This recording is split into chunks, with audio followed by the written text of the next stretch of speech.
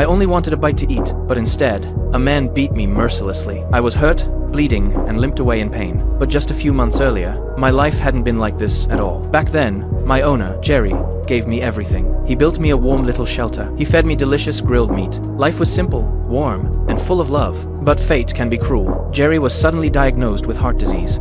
He lost his job, and even his wife left him. From that day on, I was the only one he had left. We depended on each other and wandered from place to place together. But before long, I got sick too. Jerry rushed me to the vet, but he couldn't afford the treatment. So he went to a secondhand store and sold everything he owned just to pay my medical bills.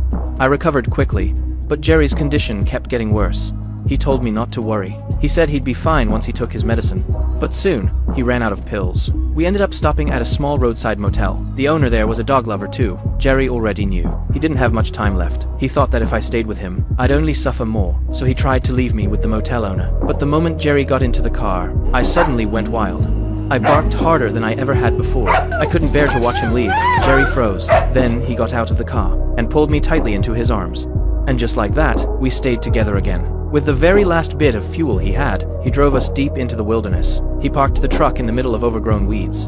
From that moment on, that old truck became our home. At first, campers still came by sometimes. Jerry and I survived by digging through trash and eating whatever leftovers people left behind. But as the seasons changed, no one came anymore.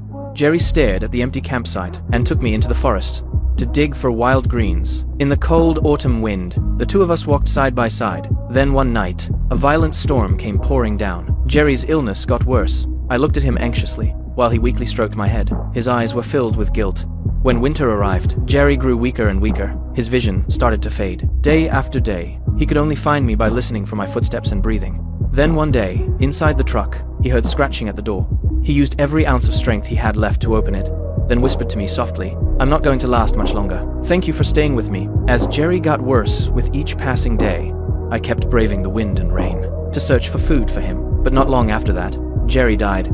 I didn't understand what death meant. I didn't know that no matter how much food I found, Jerry would never wake up again. Driven by the loyalty that lives in a dog's heart, I kept searching for food every single day, through the harshest winds, through the heaviest snow. People would always see me out on the streets. I dug through trash and ate scraps to survive, but I always saved the best piece to bring back to Jerry.